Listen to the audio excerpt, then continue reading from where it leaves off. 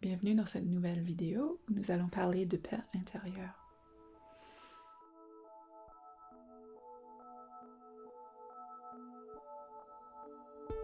Vous avez peut-être déjà entendu dire que pour vivre en paix, il faut d'abord cultiver cette paix en soi.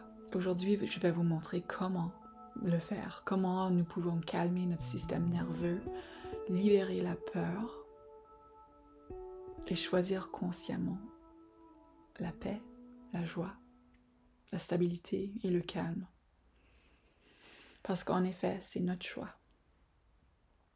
Et même si je crois que c'est très important de vivre toutes les expériences, toutes les émotions que nous pouvons vivre en tant qu'humains, ne pas les ignorer ou les négliger, nous pouvons aussi se rendre compte de là où on habite tous les jours dans notre corps et dans notre corps émotionnel et choisir une expérience pour nous-mêmes qui est plus agréable. Donc avant de commencer, je veux juste vous rappeler que je suis coach Mita. Je vous accompagne dans vos guérisons soma énergétiques, c'est-à-dire tout ce qui est lié au système nerveux et justement toutes les émotions, tout le trauma, tout ce qui peut vivre dans le corps et surtout de se reconnecter à cette sagesse qui est dans le corps. Donc, vous pouvez travailler avec moi dans des séances en individuel sur des problématiques qui sont présentes actuellement pour vous. Ou sinon, je vais bientôt annoncer le recommencement du collectif d'expression du cœur. Si ça vous intéresse de connecter à votre cœur et de vous exprimer dans une pratique créative qui vous lie à vous-même, aux autres et à quelque chose de plus grand que vous, je vous invite à me contacter ou à rester au courant pour des informations qui vont sortir prochainement. Alors, on va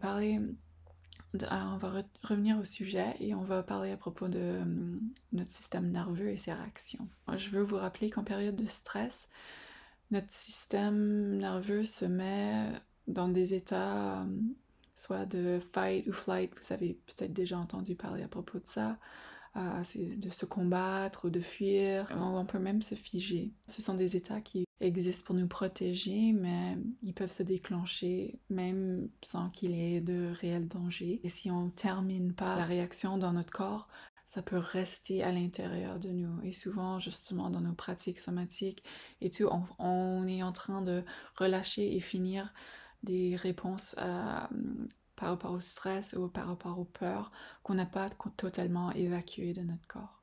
Donc l'objectif ici, c'est de passer à un état de stress et de peur à un état de calme et de sécurité, de se rappeler à son corps qu'il est en sécurité et d'activer le système nerveux parasympathique. C'est celui qui nous aide à relaxer, à digérer et à nous récupérer.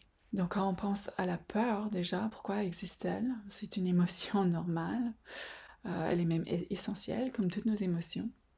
Mais parfois, elle peut vraiment devenir envahissante et elle nous empêche de vivre sereinement. Ça peut être lié à des expériences du passé, même pour l'avenir, ou simplement par rapport à un stress qu'on vit au quotidien. Donc le secret pour vaincre cette peur, c'est pas forcément de la supprimer, mais en fait, c'est d'apprendre à l'accueillir complètement, à être présent avec notre peur, de vraiment s'asseoir, à l'accueillir, à le ressentir pleinement, voir ce qu'elle veut nous dire, comme toutes nos émotions en vrai,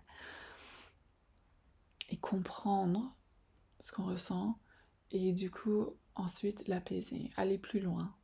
On peut se poser déjà des questions en nous demandant, par exemple, si je vais jusqu'au bout de ma pensée, de cette peur, qu'est-ce qui va arriver? C'est quoi la prochaine chose qui va arriver? Qu'est-ce qui va m'arriver? Pourquoi est-ce que j'ai peur? Et on continue à nous poser cette question. Et souvent, on creuse, et ça revient à une peur encore plus profonde. Si je donne des exemples par rapport aux vidéos que j'ai partagées récemment, ces dernières années. Moi, j'ai beaucoup travaillé la peur par rapport à être en trouble, par rapport à se faire dire qu'on fait quelque chose de mal, qu'on fait quelque chose qui n'est pas acceptable, qu'on fait quelque chose, voilà, qu'on désobéit, qu'on fait des choses où on peut avoir une punition de quelque sorte. Et voilà, si on creuse et on creuse plus loin, qu'est-ce qui m'arrive si je reçois cette punition? Qu'est-ce qui m'arrive si je fais tel ou tel choix? Euh, voilà, on creuse et on se rend compte que peut-être on a peur de mourir, de perdre quelque chose. Euh, et il faut vraiment se regarder en face et se demander qu'est-ce qui est plus important pour nous. Et trouver finalement, voir si on peut trouver d'autres solutions, de se dire, ok, mais je pourrais me faire aider par telle ou telle personne, en fait, je me retrouverai pas à la rue, je serai pas seule. Voilà, essayer de trouver, je sais pas, j'essaie de donner quelques exemples, mais trouver ce qui peut t'apaiser, déjà, avec le mental. Et si ça, c'est vraiment pas possible parce que cette peur est vraiment envahissante, on peut passer aux prochaines étapes où on rentre dans les techniques pour cultiver la paix intérieure. Par exemple, en utilisant soit la respiration consciente, soit utiliser la visualisation ou l'ancrage, ou même la gratitude. Donc, on va rentrer dans chacune de ces étapes brièvement. Déjà, en parlant de la respiration, on sait maintenant, si vous ne le savez pas, ce sera vraiment étonnant, mais vraiment, prenez le temps de le faire parce que, encore une fois, mentalement, on peut savoir à quel point la respiration peut nous aider, mais si on ne prend pas le temps vraiment de s'asseoir et de faire, d'utiliser cet outil qu'on a, on est en train de louper quelque chose. Je vais le répéter à chaque fois parce que moi aussi, ça fait un bon au moins 15 ans, 15 ans que je travaille avec la respiration. Et même moi, j'oublie des fois. Donc, c'est pour ça que je vais le répéter sans cesse parce que maintenant, surtout cette année, j'ai vraiment ancré ma pratique de respiration. Je fais des pratiques presque tous les jours et je vois l'impact que ça a sur ma vie. Prendre le temps de respirer. C'est une technique hyper simple, mais ça change la vie. Donc, on inspire profondément par le nez jusqu'à ce que ça rentre vraiment dans le ventre plutôt que dans la poitrine. On laisse remplir notre ventre et on expire lentement par la bouche. Et voilà, après il y a différentes techniques par rapport au montant et de temps qu'on peut respirer. On peut faire une respiration plus rapide sur des comptes de 2, 1, 2, 2, 1, 2, 1, 2, 1, 2, et ça va plutôt activer le système sympathique qui peut nous mettre un peu en mouvement.